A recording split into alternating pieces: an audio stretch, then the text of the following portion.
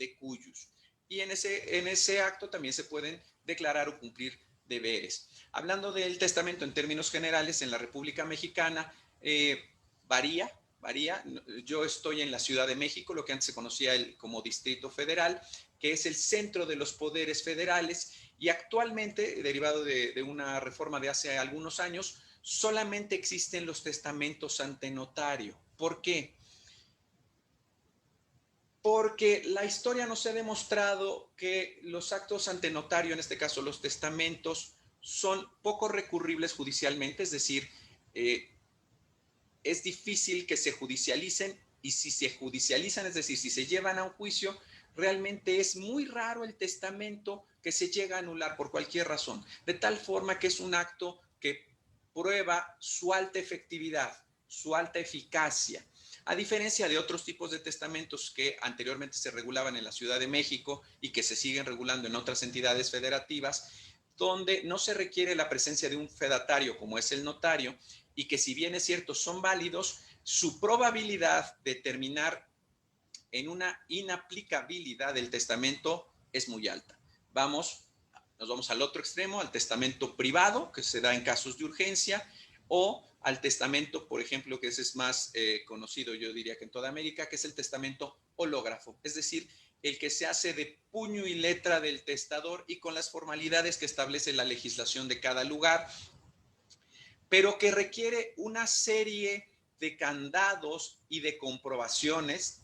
Primero hay que llevar un procedimiento judicial con todo lo que eso implica, desde la contratación, acá les llamamos abogados, desde la contratación de los servicios profesionales de un abogado, de servicios legales, hasta todo lo que implica el tiempo de la judicialización, y que muy frecuentemente, al no cumplirse alguna de las formalidades, porque el testador obviamente no es experto, no es perito en derecho, pues el testamento termina siendo inválido, es decir, no aplicable.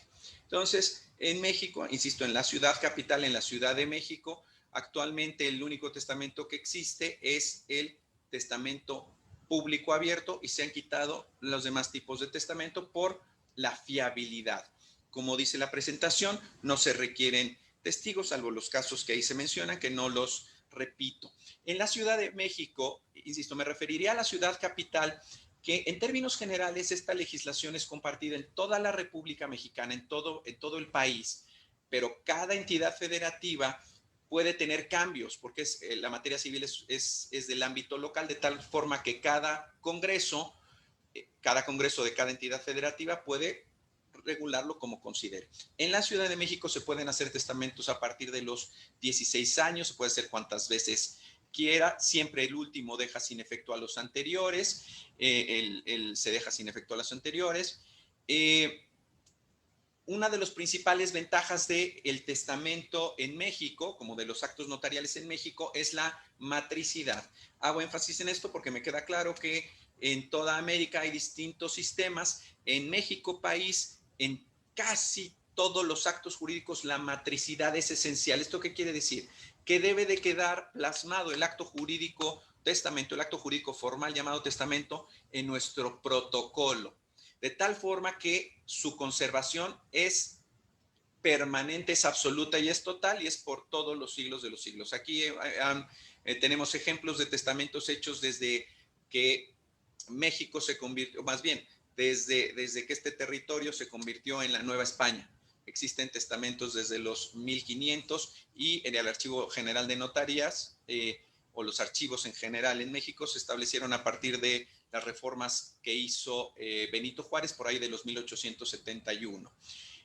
Regresando a la matricidad, si el testamento se extravía no pasa nada, porque el testamento tiene esta matriz, este original que obra en poder del notario durante 5 años en términos generales en la Ciudad de México, puede ser más dependiendo de la entidad federativa, y finalmente se deposita en el Archivo General de Notarías de cada estado, de cada entidad federativa. Así como ya lo mencionaba, se asegura la matricidad durante muchos siglos. Tenemos el testamento de Juana de Asbaje, ¿no? La que se conoce como Sor Juana Inés de la Cruz, y les podría platicar desde Cortés hasta muchos otros. ¿Qué se requiere para hacer un testamento? Yo siempre les digo, y perdón por lo coloquial y lo burdo de mi exposición, pero ¿qué se requiere? Voluntad, ganas, nada más. Pero formalmente, ¿qué se requiere?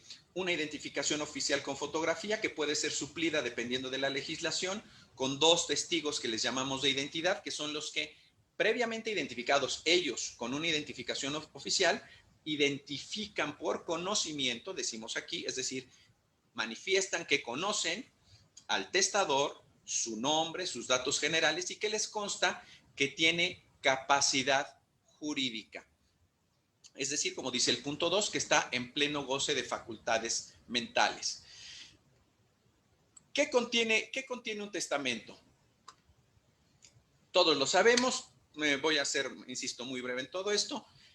Yo diría básicamente, aunque son muchas instituciones, me gusta dividirlas a su vez en 2 partes. La parte estrictamente patrimonial y la parte, llamémosle, familiar. La parte patrimonial es la que veremos en unos minutos y la patrimonial es, perdón, la familiar es la que se refiere a la guardia y custodia, a lo que llamamos en México la tutela de los menores de edad o en general de los incapaces que aunque sean mayores de edad necesitan de un tutor. Pero comencemos. ¿Qué contiene el testamento? El nombramiento de herederos o legatarios. ¿Cuál es la diferencia? El heredero es un causaviente a título universal de toda la masa hereditaria. Es decir, todo lo que haya al momento del fallecimiento. ¿Qué es todo? No lo sé. Hoy podemos tener 2 cosas y mañana tendremos 15 millones de euros o de dólares o de la moneda que sea. Eso contendrá el testamento. A diferencia del legatario, que es un causaviente a título particular de uno o varios bienes específicamente determinados. El legatario, por razones lógicas, solamente puede constar en testamento, no en caso de que no haya testamento, no puede haber legatarios. Siguiendo con esta parte, yo diría patrimonial, pero más bien ejecutiva, es el nombramiento del albacea, que como todos sabemos es un administrador temporal, es el ejecutor de la voluntad del testador plasmada en el testamento. Para efectos de México puede ser alguno de los mismos herederos o un tercero. Aquí recomendamos que sea uno de los mismos herederos porque consideramos que es de las personas que va a tener más interés en la ejecución de los en la ejecución de las disposiciones del testador. La parte final, el párrafo final que están viendo, aunque yo sé que para los abogados es obvio, me gusta ponerla porque aquí, por lo menos en México, espero que no en sus países, pero es muy acendrada la idea de que el albacea es el que parte el pastel, decimos en México, es decir, el que toma las decisiones sin tomar en cuenta a los demás. No, el albacea es un ejecutor.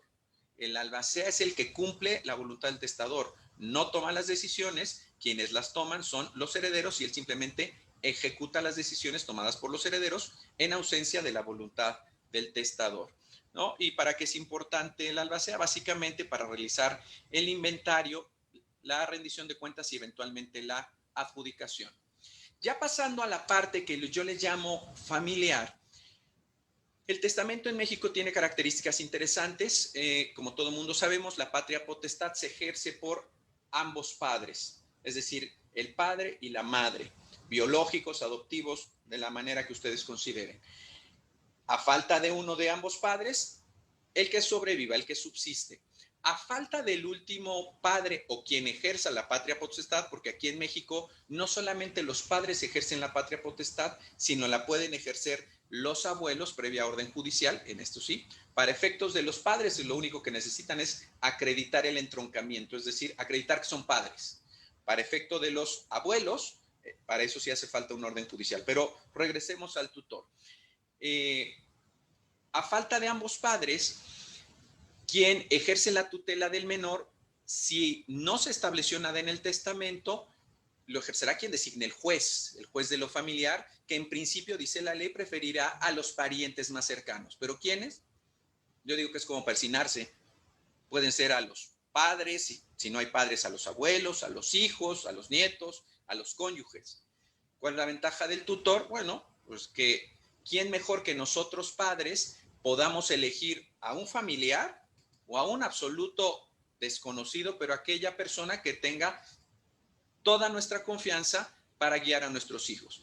En México se hace, desde hace ya bastantes años, se ha hecho mención de una tutela dual. ¿Esto qué quiere decir? La tutela, como todos sabemos, en principio protege tanto a la persona del menor o incapaz como administra a los bienes del mismo. De tal forma que son dos aspectos que son cuidados por una sola persona que se llama tutor. Sin embargo, en la Ciudad de México, desde hace ya bastantes años, existe una tutela, la posibilidad por lo menos de una tutela dual. ¿Esto qué quiere decir?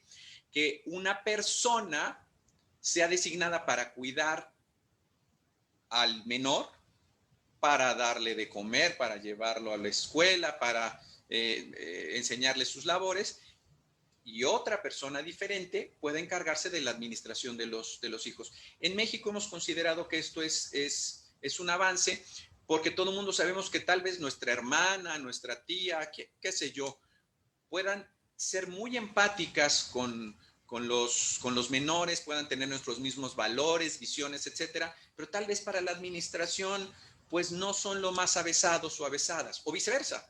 Tenemos a una persona de absoluta confianza, familiar o no, que es un as para administrar lo poco o lo mucho que les queramos dejar, pero sinceramente su relación con los menores o su empatía con los menores no es lo menor. Entonces, no es lo mejor. Entonces, en México se ha decidido que exista la posibilidad de que haya un tutor único para cuidar a la persona y administrar los bienes, o que exista una tutela dual. Como lo dice la presentación, ¿quién puede nombrar tutor? El papá, la mamá o quien ejerza la tutela. Como dice la presentación, el tutor tendrá características especiales y su única función, en el caso de la administración, es buscar que los bienes del menor no sean dilapidados. Cuando se cuida a la persona, su única función es cuidar, como ya se dice, de la persona. También el adoptante, para el caso de la adopción, puede nombrar tutor. Ahí adelante habla de la tutela dual cuando son dos o más personas. La presentación la tiene Paul, así que entiendo que estará a su disposición. En México, junto con la persona del tutor, que es la persona que cuida al menor y administra los bienes del menor, debe de existir un contrapeso que le llamamos curador, que es quien cura, quien cuida, quien vigila la función del tutor y que por ley no puede ser pariente de esto. La regla general, cada quien lo decidirá, por supuesto, pero nosotros como abogados o como notarios, en ocasiones recomendamos que si el tutor es de la familia del papá, el curador o curatriz sea de la familia de la mamá, de tal forma que son personas que entre sí no son parientes, pero que tienen un vínculo común que se llama menor. Se cumple con los requisitos de ley y ¿quién mejor que vigilar a la otra familia que en estos casos? En el testamento también se pueden establecer pensiones alimenticias diferentes o mayores a las que establece la ley. En México recomendamos mucho la figura de la sustitución para todas las figuras, es decir, herederos, legatarios, albaceas, tutores, curadores y otros más que veremos. ¿Esto qué quiere decir? Que a falta de cualquiera de las figuras anteriormente designadas, puedan designarse personas que a falta o impedimento, es decir, por muerte, por negativa, decir, no, yo no quiero aceptar el cargo, o algún impedimento, vamos a pensar que sufran alguna enfermedad incapacitante o simplemente que estén fuera del país, haya una segunda o tercera persona que pueda ejercer las funciones que se han sido encomendadas. El nombramiento de estos sustitutos pueden hacerse de manera conjunta o de manera sucesiva, de tal forma que podemos decir que a falta de un heredero entrarán dos personas, ¿no? Le llamamos una sustitución conjunta, pero también la sustitución puede ser sucesiva.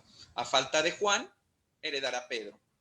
A falta de Juan y de Pedro, heredará José. Y así sucesivamente. Ahí está la explicación de la sustitución conjunta y sucesiva. Insisto, como decía, parto de la tabula rasa, pero entiendo que todos somos abogados y muchos somos colegas. Esta parte es muy interesante, que ahí sí manifiesto mi desconocimiento con la regulación en el continente. En México país y especialmente en la Ciudad de México, porque la materia de salud es una materia que llamamos concurrente. ¿Esto qué quiere decir? México es una república federada, como hay muchas en el continente, de tal forma que hay entidades federativas que son independientes hacia el interior, es decir, que se regulan y se rigen por sus propios órganos hacia el interior, pero forman parte de toda una federación que en este caso se llama República Mexicana. Bueno, ¿a qué va con esto? Que la materia de salud es una materia concurrente entre la federación y las entidades federativas. Y en ambas partes, en ambas regulaciones, se establece, hablando de la Ciudad de México, se establece que los mexicanos somos donadores de órganos. ¿Esto qué quiere decir? Para decirlo muy simplista, llegado el caso de muerte cerebral, es decir, que nuestro cerebro ya no funcione, pero todos nuestros órganos sean funcionales, nuestras personas más cercanas, nuestros parientes más cercanos, tienen la obligación, también es el derecho por supuesto, de designar qué se hace con el contenido, así dice la ley, de nuestro cuerpo, con nuestros órganos, células, líquidos, etc. ¿Por qué hago mención de esto en el testamento? Porque me gusta hacer mucho énfasis con nuestros prestatarios, con nuestros usuarios de servicios, con las personas que buscan nuestra asesoría, porque les comparto que de por sí la muerte es, como todo mundo lo sabemos, es un hecho impactante, traumático, perdón, como para que sucedido un desgraciado caso sean nuestras personas más cercanas, insisto, es igual que persinarse, nuestros padres, abuelos, hijos, nietos, cónyuge, ¿no? Etcétera, para que nuestros parientes más cercanos en ese momento, justo cuando estamos en el dolor de la pérdida, tengamos que decidir qué hacer, si a mi papá o a mi mamá o a quien sea, pues lo tienen que cortar, etcétera. Entonces, en la legislación mexicana, específicamente en la Ciudad de México, existe la posibilidad de que el testador, aquí sí tiene que ser mayor de edad, o sea, el testamento en general lo puede hacer un mayor de 16 años, que en la Ciudad de, bueno, que en México, en la Ciudad de México, no es mayor de edad, es una excepción a la capacidad de ejercicio, le decimos aquí. Para efectos de donación de órganos, sí se tiene que ser mayor de edad. En la Ciudad de México, la mayoría de edad es de 18 años, para que el testador, desde su testamento, diga, sí, sí quiero donar, pero solamente mis córneas, o solamente mi riñón o mi corazón, o sí, pero solamente a fulano, sí, solamente a mi familia, o viceversa. Decir, no, yo no quiero que me toquen. Existen algunas personas que por cuestión de religión o cualquier otra convicción deciden que no toquen sus cuerpos, está bien. Uno de los instrumentos jurídicos idóneos es el testamento. Por lo menos en mi notaría, es una práctica común en las notarías de la Ciudad de México, lo que hacemos es expedir, o sea, una vez firmado el testamento, les expedimos una credencial donde hacemos mención de cuáles son los datos del instrumento público donde se otorgó. No decimos el testamento, simplemente decimos se otorgó un instrumento público, ¿no? Y decimos que en ese instrumento público esta persona, el titular de la credencial, que por cierto, por supuesto lleva fotografía de la persona y otros datos, dice que ya sea acepta donar sus órganos o donar solo algunos órganos, etcétera. Las características de la donación que ya mencionamos o las que ustedes puedan imaginar, o a su vez la negativa. Y esa credencial les recomendamos que siempre la traigan en sus bolsos o en sus billeteras o carteras para que, llegado el desgraciado caso, los socorristas, las personas de auxilio, los médicos, los paramédicos, tienen por regla, por protocolo internacional, revisar las pertenencias y entre esas se encontrará la credencial donde diga no, no me toquen, o sí, sí pueden usar mi riñón, mi hígado o todo lo que sea. Me parece un tema muy interesante de la Ciudad de México y de México en general, porque esta donación no puede ser revocada por otras personas diferentes. Lo reformulo. Yo como testador puedo decir lo que quiero hacer o no hacer con mi cuerpo, de tal forma que se releva de esa obligación o carga a mis parientes cercanos, los que ya mencioné. de tal forma que ellos no pueden ir en contra de mi voluntad. A falta de mi voluntad, es decir, si yo en el testamento o en otros documentos no manifesté si aceptaba o me negaba a donar órganos, entonces ahí sí recae en los parientes más cercanos esta obligación. Insisto, es una obligación, yo diría, por supuesto jurídica, pero sobre todo moralmente muy interesante y que ayuda mucho a aliviar las penas de quienes más queremos. ¿Cuáles son las ventajas de tener un testamento? Bueno, lo que ya habíamos dicho, se evitan gastos considerables, se evitan problemas. Espero que no sea el caso de ustedes, amigos, pero los tribunales en México realmente están sobresaturados, es decir, tienen un exceso de trabajo y de demandas, de tal forma que la administración de la justicia puede ser un poquito lenta. En el caso de la Ciudad de México y muchas entidades del país, las sucesiones se pueden tramitar no solamente vía judicial, sino también vía notarial, de tal forma que el tener testamento facilita la realización del procedimiento sucesorio, en este caso notarial. En la Ciudad de México especialmente también se pueden tramitar sucesiones aunque no hayan testamento y simplemente se requieren algunos otros documentos o algunos otros procedimientos. Perdón.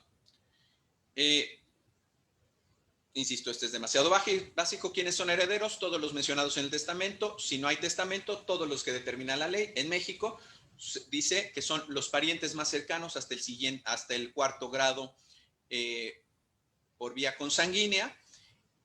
Y en este caso, en caso de que no haya testamento, se establecen el orden. Es decir, en primer lugar, dice una de las reglas en México que los parientes más próximos excluyen a los más remotos. Es decir, si yo tengo nietos, pero antes de los nietos tengo hijos vivos, quienes van a heredar son mis hijos, aunque tenga nietos, porque mis hijos son mis parientes más próximos, ¿no? Son mis parientes consanguíneos en línea recta descendente en primer grado. Entonces, ¿quiénes heredan primero? Los hijos. A falta de hijos, los subsecuentes descendientes, que serían los nietos. En legislación mexicana, heredan a la par que los descendientes, que los hijos en este caso, el cónyuge, la concubina o el concubinario. Dejamos para otra explicación posterior lo que es el concubinato, así como algunas otras figuras como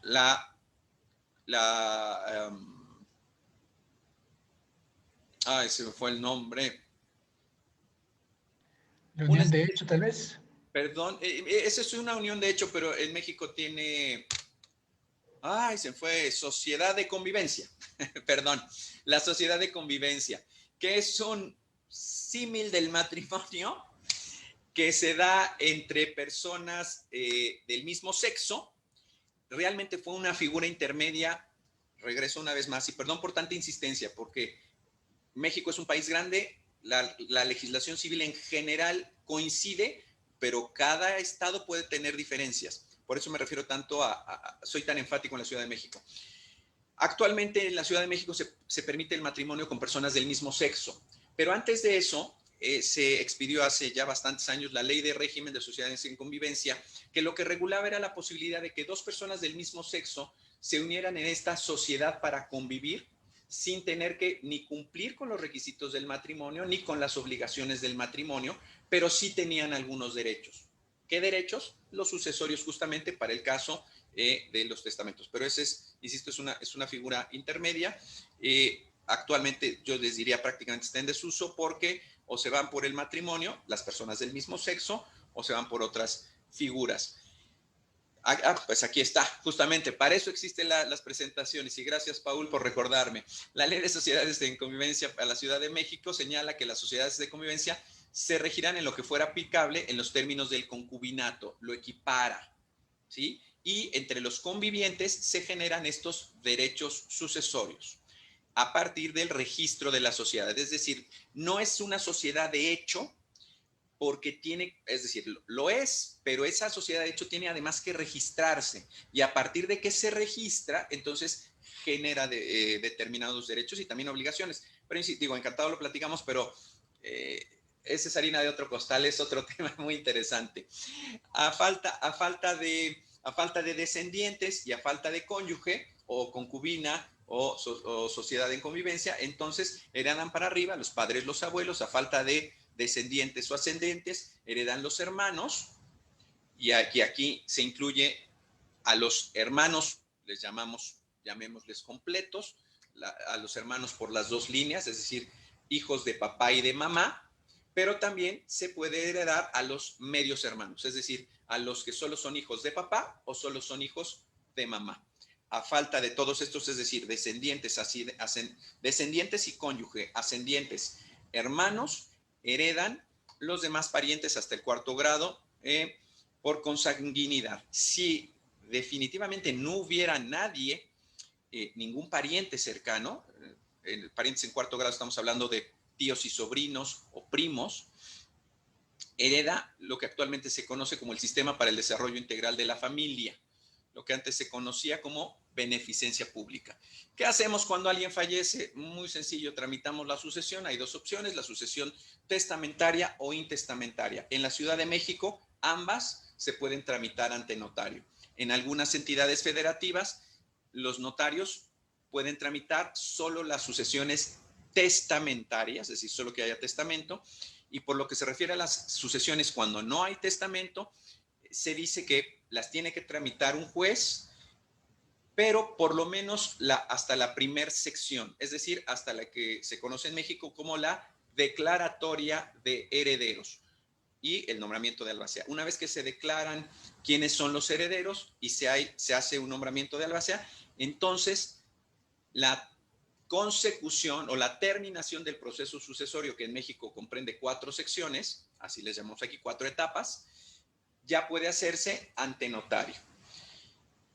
Un tema interesante, cuando hay menores de edad o personas incapaces, necesariamente las sucesiones las deben de llevar un juez.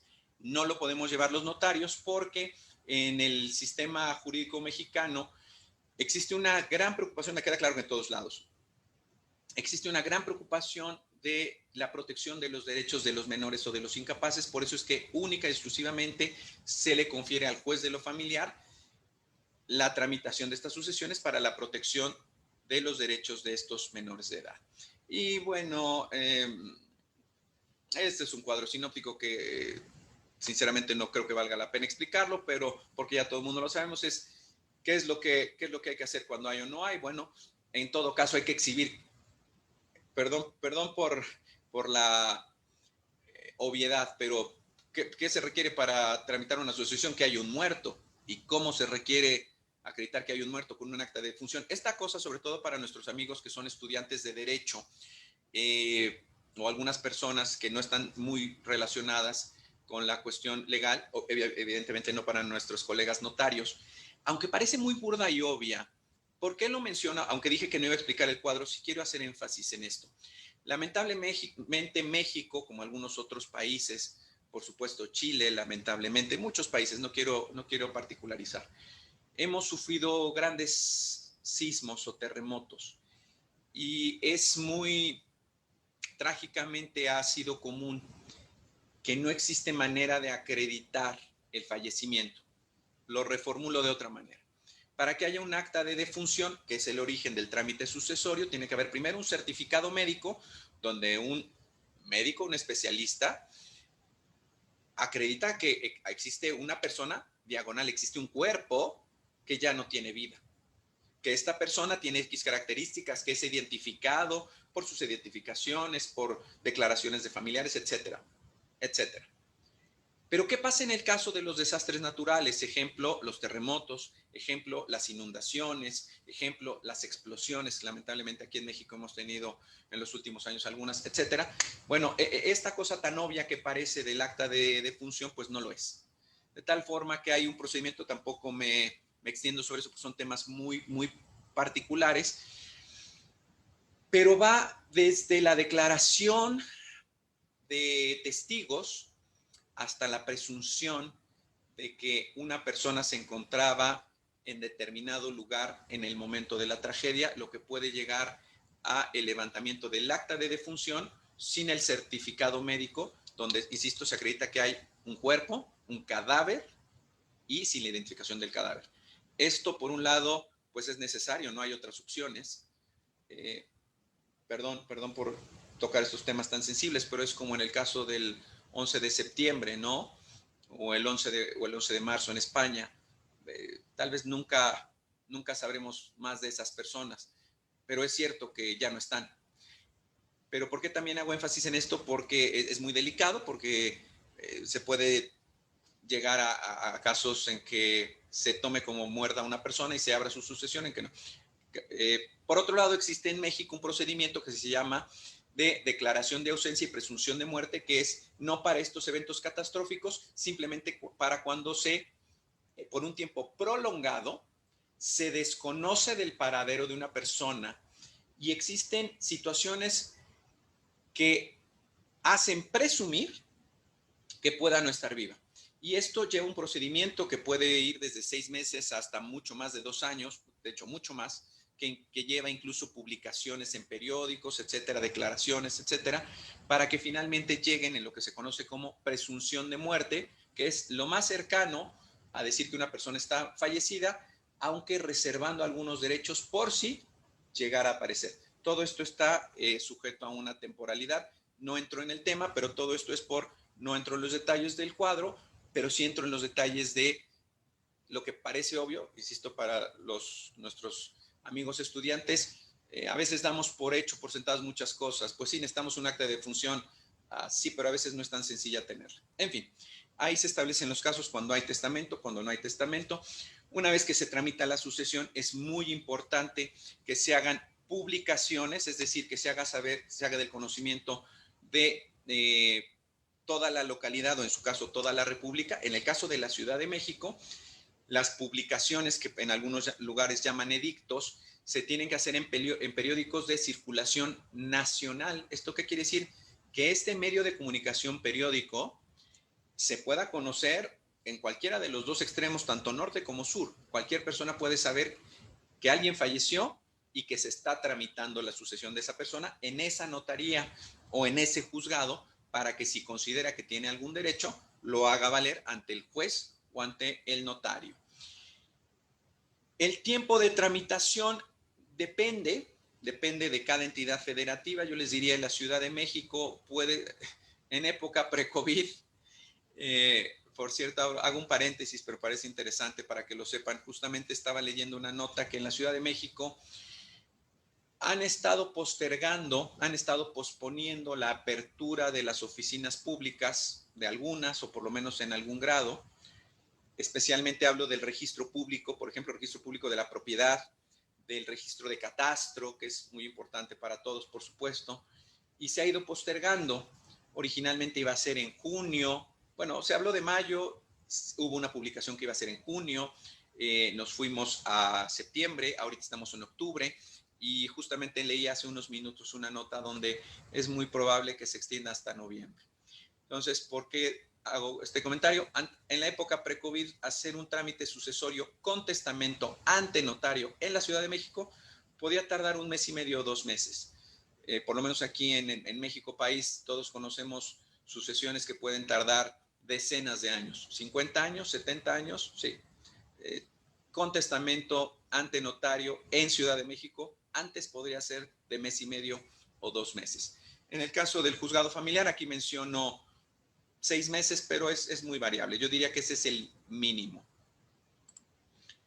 Perdón. ¿Qué pasa después del trámite de la sucesión? La adjudicación, es decir, la formalización de la transmisión de los bienes a cada uno de los causavientes. Todos sabemos que, por lo menos en la legislación mexicana, no hay herencias vacantes. ¿Esto qué quiere decir? Que en el momento en que fallece una persona, sus bienes, derechos y sus obligaciones se transmiten a los herederos, aunque los herederos sean desconocidos. Podemos no tener testamento, podemos desconocer el testamento, pero lo que es un hecho es que esta universalidad de derecho ya se transmitió al patrimonio de alguien más. ¿Quién es? Eso lo veremos en todos los trámites. Es decir, eso se determinará después, pero la herencia se transmite al momento del fallecimiento. ¿Qué es lo único que hace falta después de estas 4 etapas o secciones, ya sea en materia judicial o del trámite sucesorio notarial. ¿Qué es lo que hace falta? La adjudicación, es decir, la formalización, darle forma a esa transmisión de los bienes en México país. Realmente lo que requiere la forma de escritura pública son los bienes inmuebles. Para la transmisión de bienes muebles no se requiere ninguna formalidad especial, es decir, no se requiere ni notario ni escritura pública. Por último, costos. Paul me pidió que lo trasladara a dólares. Yo se los dejo aquí, nada más para esto es en pesos. Cuando se hace un trámite ante notario en la Ciudad de México, rondará aproximadamente los $1,000, moneda de curso legal de los Estados Unidos de América. Y en el caso de que no haya testamento, todo eso es ante notario, ¿eh? En el caso de que no haya testamento, el costo sería aproximadamente de $1,500. El costo puede modificarse, etcétera. Aquí es muy interesante esta siguiente lámina, perdón, antes de esto. Mencionaba que los costos de los testamentos van variando dependiendo de las situaciones y me voy a ir a los extremos. Un testamento en la Ciudad de México vale aproximadamente como $250 en situaciones normales. Si me preguntan, yo soy notario de la Ciudad de México desde hace 16 años. Si me preguntan cuántos testamentos de $250 he hecho en 16 años, no creo que más de 5 u 8 testamentos. Es decir, cada 2 años hago un testamento de ese costo. ¿Por qué? Porque en México país, y especialmente en estos meses, se trata de desencadenar la conciencia testamentaria. Y hay una infinidad de programas. Uno de estos es el que comentaba al principio, que es lo que se conoce como Septiembre, Mes del Testamento, donde el notariado de toda la República Mexicana reduce sus costos en un 50%, justamente para efectos de motivar la elaboración de los testamentos. Una estadística nacional nos indica, un promedio nacional nos indica que 2 de cada 10 mexicanos en edad para testar, decía que puede ser 16, 18, depende del estado, de la entidad federativa, solamente 2 de cada 10 tienen testamento. Es decir, el 80% no tiene testamento. De ese 80% que no tiene testamento, se hacen periódicamente encuestas para tratar de entender el por qué sí o por qué no se hace. Y curiosamente, las mayores razones son ideológicas, no son de costos, y ahorita explicaré por qué y regresaré a los costos. La mayor parte son cuestiones ideológicas, que van desde, así decimos en México, desde me voy a salar, quiere decir me voy a morir, si hago el testamento es que estoy llamando a la muerte y me voy a morir, hasta no es necesario, de todas maneras, se lo van a quedar mis hijos, o eso a mí no me importa, que los que reciban la herencia ellos lo resuelvan.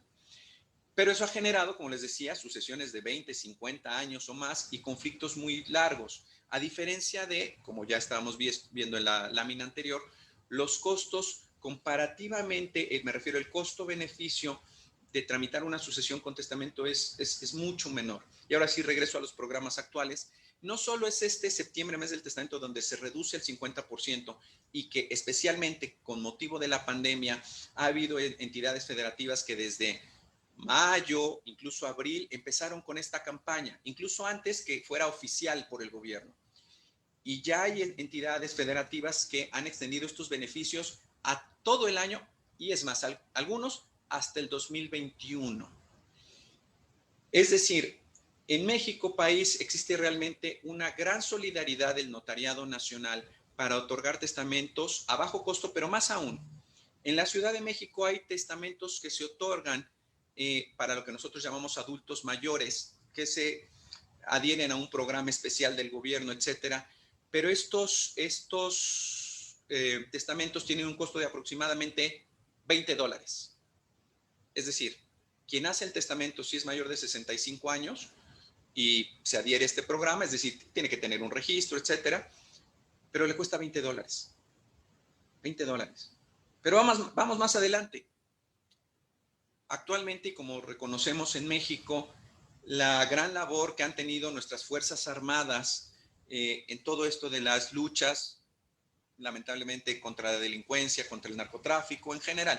Nuestras Fuerzas Armadas, desde el año pasado, el Notariado Nacional ha ofrecido otorgar, no de manera gratuita, sino como una retribución, como una manera de decir, tu soldado, tu policía de la Guardia Nacional, tu policía municipal o de las fuerzas de seguridad locales, al estar cuidándome a mí, me estás dando a mí un plus. Entonces yo notario o yo notariado nacional ofrezco otorgar su testamento con un costo de 0 pesos, 0 dólares, 0 lo que sea.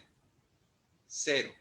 Y por último, a propósito de la pandemia, lo mismo sucede con todas las personas que forman parte del servicio de salud, que no solamente se refiere a primera línea, a médicos, aquí les llamamos intensivistas, es decir, a los médicos de terapia intensiva, ¿no? Incluso a las personas de mantenimiento, incluso a los paramédicos, a los camilleros, a las enfermeras, a todos los que participan en sector salud, también como una manera de retribuirle. Actualmente el costo del testamento es 0 dólares y 0 pesos.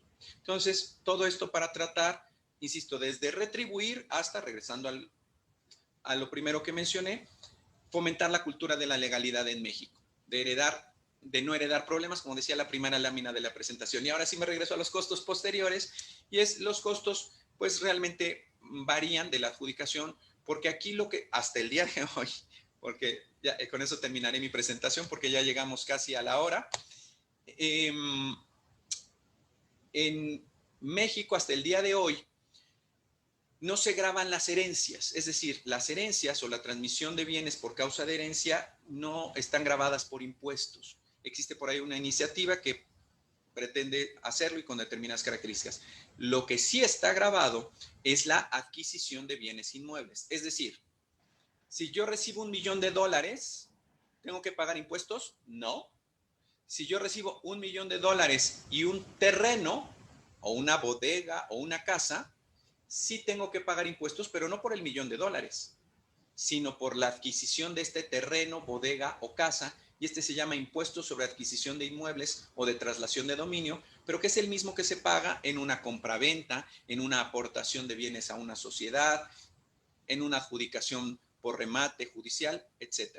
Y estos montos irán variando dependiendo de cada entidad federativa. Los impuestos originalmente, por recomendación de la OCDE, eran del 2%, aunque bueno, han variado mucho y actualmente, y con eso termino mi presentación, Paul, y agradezco, los impuestos han ido aumentando del 2% hasta, en la Ciudad de México hay algo que se conoce como tarifa proporcional progresiva, que asciende a casi el 6% de este impuesto sobre adquisición de inmuebles.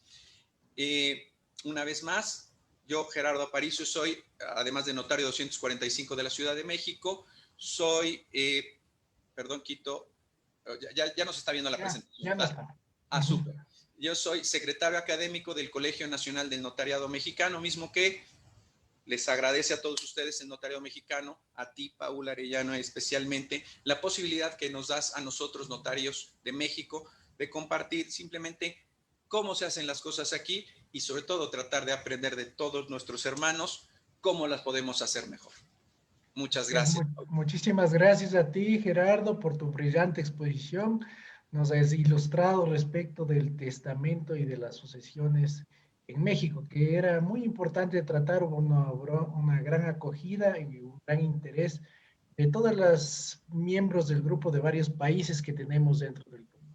Antes de seguir con las preguntas que tenemos, algunas preguntas, voy a compartir la pantalla respecto de lo que en Ecuador tenemos con las sucesiones. Esta fotito que la puse, la tomé del Colegio de Notarios de México, que me ha llamado mucho la atención y está publicada también dentro del grupo que dice, si la muerte hablara, seguro te diría que haz un testamento. Ya de entrada ha tenido mucha más vigencia en estos últimos tiempos, que todas las personas, mal o bien, hemos regresado a ver a los testamentos, qué es lo que hay que hacer. Haciendo una comparación con la legislación ecuatoriana, debo manifestar que aquí los menores de edad de 16 años no pueden otorgar testamento. Es más, o sea, para poder otorgar testamento deben tener 18 años de edad. Entonces, es la primera diferencia que podemos ver con el tema del testamento en México. Adicionalmente a ello, también había revisado, te había escuchado, Gerardo, que se puede otorgar solamente ante un notario o también ante un juez. Nosotros necesariamente debe otorgarse ante testigos. En México vemos que es facultativo el tema de los testigos, sin embargo, en la legislación ecuatoriana no es facultativo, sino que es obligatorio. ¿Esto qué quiere decir? Que si es que vamos a otorgar un testamento abierto, necesariamente ante notario público deberá otorgarse ante el notario y ante 3 testigos.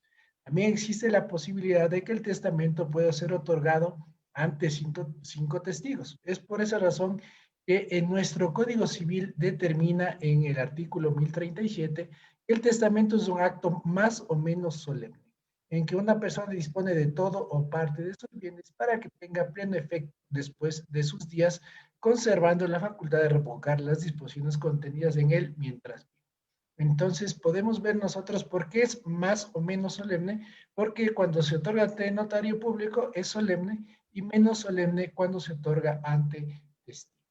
Vemos que es un acto jurídico, vemos que es solemne o menos solemne, es personal, es decir, solamente una sola persona puede otorgar el testamento, no pueden otorgar los cónyuges porque a veces vienen marido y mujer y quieren disponer de los bienes, primero porque no se van a morir iguales y segundo porque cada uno puede tener sus bienes, entonces es improcedente que puedan otorgar un testamento dos personas. Es un acto jurídico sui generis, la razón es porque se puede repudiar la asignación que se realice y también surte efectos post-mortem, es decir, surte efectos después de que muere una persona y es revocable. Algo adicional, la diferencia que hay de lo que había hablado también Gerardo con el tema que sucede en Ecuador, es que necesariamente para que el testamento no pueda ser demandado, porque un testamento puede ser demandada la reforma del testamento si es que no cumple con las disposiciones establecidas de la ley. ¿Qué es lo que establece la ley? Si existen legitimarios, o sea, si quiere decir si existen hijos, necesariamente la mitad de lo que nosotros vemos aquí en las pantallas está con color verde, deberá dejársele a sus hijos en partes iguales. Y de la otra parte que estamos hablando, que tenemos el 25% que está con celeste, es de mejoras, pero estas mejoras solamente pueden ser igualmente para los legitimarios, no pueden ser para otras personas, o por decirle si existe un nieto, sí puede entregársele todo este 25% al nieto porque es descendiente. Y tenemos con amarillo el 25% de libre disposición, que eso sí puede el testador dejarlo como a bien tuviere y a quien quisiere lo pudiera dejar sin problema. Entonces, para que el testamento sea válido, primero debe ser otorgado ante un notario y 3 testigos o ante 5 testigos.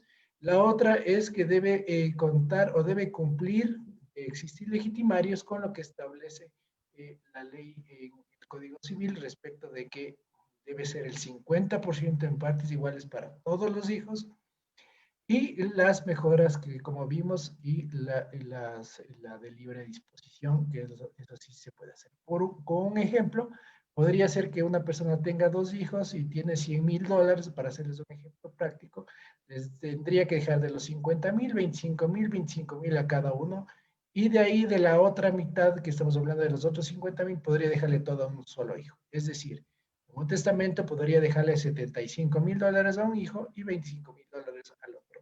Estaría cumpliendo con los porcentajes establecidos en la ley. Pero no podría dejarle todo a uno solo de los hijos, porque tendría los 2 hijos. Entonces, en ese caso, podría demandarse la reforma del testamento. Es lo que he querido manifestarles respecto de las diferencias sutiles, pero que a la final existen diferencias entre la legislación, pero sin embargo mantenemos el mismo tipo de notariado latino. El notario también interviene en la apertura del testamento en el Ecuador y adicionalmente a ello también realizamos la posesión efectiva, que es un trámite un poco diferente en México, como ya nos explicó Gerardo, y súper, súper interesante. Antes de seguir con las preguntas, quisiera indicarles que nosotros hacemos el análisis en estos conversatorios de todos los países y como vemos, hemos hablado de Guatemala, hemos hablado de Colombia, hemos hablado de Argentina, de Brasil, y vemos que todos tenemos una similitud, que es el notariado latino, pero con pequeñas diferencias, pequeñas sutilezas, que lo que nos ayudan es con la legislación comparada a ver qué es lo mejor o qué se puede mejorar de la legislación de cada país. Entonces, Gerardo, voy a proseguir con las preguntas, ¿ya? Primero, debo manifestarte que existen muchas felicitaciones de todas las personas. Tenemos eh, saludos y felicitaciones. Vamos a empezar por las primeras. Dice, bueno, aquí el señor presidente Armando Prado también te manda muchas felicitaciones. Dice felicitaciones a nuestro secretario académico Gerardo Aparicio. Nos están haciendo también una pregunta, bueno, dice, excelente exposición del ponente, también saludos desde Perú, interesante para comparar con la legislación. Dice, ¿cuándo se hace una sesión de derechos hereditarios? Aún así, ¿se pagan impuestos? ¿Se puede hacer en México una sesión de derechos hereditarios y se pagaría impuestos? Es correcto. Ahí habría, bueno, la respuesta genérica es sí. Sí. Exacto, o sea, no hablemos de que le vende el bien, sino que cede todos los derechos hereditarios. Sí. Es que justo ahí la distinción que quisiera hacer es, habría que distinguir, para efectos de México hay impuestos, llamémosle locales, que son los que graban la transmisión de la propiedad de inmuebles, e impuestos federales, que en este caso es que nosotros llamamos el impuesto sobre el impuesto sobre la renta, que es impuesto por la modificación patrimonial, por la ganancia. Entonces, en una sesión de derechos hereditarios habrá que distinguir si en esos derechos hereditarios eventualmente en el inventario se acredita que hay bienes inmuebles, sí se pagan impuestos, el impuesto sobre adquisición de inmuebles o traslado de dominio por el o los bienes inmuebles que te transmiten. Si no hay bienes, Pero tendría que detallarse los bienes. ¿Cómo calculas si tú cedes a título universal? Pregunta muy interesante. Nosotros, yo he hecho solamente un par en estos 16 años y he visto muy pocas. Y lo que hacemos los notarios ante la imposibilidad material de decir, oye, pues es que hay bienes o no hay bienes, no lo sé. ¿Sí me explico? Acaba de fallecer o todavía no hacemos el inventario, pero lo que es un hecho es que yo se lo quiero ceder a fulano, gratis, de manera gratuita o con una cantidad mínima, pero no sé si haya bienes. A lo mejor las deudas son superiores a los bienes y entonces, etcétera. Entonces, nosotros lo que hacemos en México, yo lo que he hecho y otros colegas es hacer mención, la advertencia al adquirente y al enajenante también, pero bueno, básicamente al adquirente, que en caso de que en el inventario existieran bienes inmuebles, él conoce de que deberá de pagar ese impuesto al momento de que se realice el inventario. Y de hecho, regresando con esa pregunta, si me permiten abundar un poquito más, se deberían de pagar dos impuestos, hablando de estos impuestos inmobiliarios o de traslación o de adquisición de bienes inmuebles. Se tendría que pagar un impuesto que va del de cuyus al heredero adquirente y otro impuesto del heredero cedente al adquirente cesionario. Entonces habría dos pagos de impuestos. Eso es en el caso que haya bienes inmuebles. Si no hay bienes inmuebles, la verdad es que también habría que pagar impuestos, el impuesto sobre la renta por la ganancia, pero eso ya le corresponde al contribuyente. Ahí nosotros, notarios, no tenemos ni obligación, pero tampoco tenemos manera de calcularlos, retenerlos y enterarlos.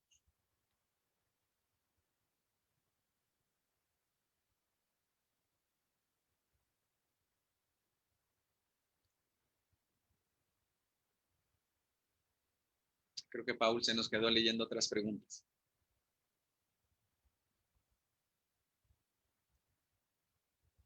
Bueno, por si seguimos ahí todavía en el aire, en estos 16 años he tenido el privilegio de formar parte de la Comisión Fiscal, tanto del Colegio Nacional como del Colegio de la Ciudad de México, y lo que quería mencionar es que la parte fiscal es apasionante, pero a la vez es de demasiado detalle, de demasiados supuestos, y entonces tenemos que ser muy precisos. De hecho, justamente el Colegio de Notarios Nacional del Notariado, el Colegio de Notarios de la República Mexicana, estamos organizando junto con la UNAM, la Universidad Nacional Autónoma de México, un diplomado fiscal notarial, es decir, un diplomado, un posgrado de 120 horas, donde profesores tanto de la Universidad Nacional Autónoma de México como de notarios, del Colegio Nacional del Notariado, impartimos estas clases en materia fiscal que realmente son interesantísimas porque llegamos a muchos detallitos que son complicados o raros de ver. Y yo por mí sigo platicando, pero no sé si alguien está escuchando del otro lado.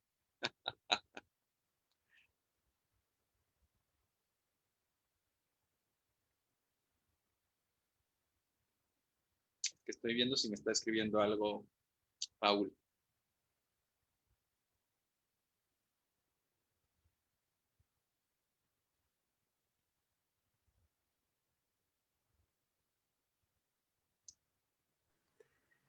Gerardo, muchas gracias. Y bueno, tuvimos un problema técnico, pero ya estoy conectado. ¿Sí me escuchas, no? Sí, perfecto. Perfecto, listo. Bueno, seguimos con las preguntas. Respecto a la porción conyugal, sabes que en el Ecuador la cónyuge sobreviviente tiene derecho a escoger entre la porción conyugal que equivale al 25% de los bienes del causante o a los bienes adquiridos dentro de la sociedad conyugal. ¿Existe esta figura en México? No, no. Existe, por supuesto, la sociedad conyugal. Pero, les ofrezco una disculpa. Es que me ardió un poquito la garganta y tomé un dulce, pero me lo quito para hablar más claro. Existe la sociedad conyugal, por supuesto, pero no existe esta opción. Lo que sí existe a propósito de eso que mencionas es una regla específica hablando de las sucesiones intestamentarias, donde se menciona que cuando el cónyuge heredero, insisto, cuando no hay testamento, cuando el cónyuge puede entrar en la sucesión del esposo, la porción del cónyuge, para que sea heredero, el cónyuge supérstite, le decimos aquí, tiene que tener una porción mayor, perdón, para que sea heredero tiene que tener una porción igual o menor a la de los demás herederos. Lo digo de otra manera. Cuando una persona está casada en sociedad conyugal y la mayoría o todos los bienes se adquirieron en el matrimonio, es una causa de que ese cónyuge ya no herede, porque siempre va a tener porciones iguales o mayores a los demás herederos. ¿Sí? Reglitas especiales. Conclusión, se beneficia con esto, pero hasta con el 50%.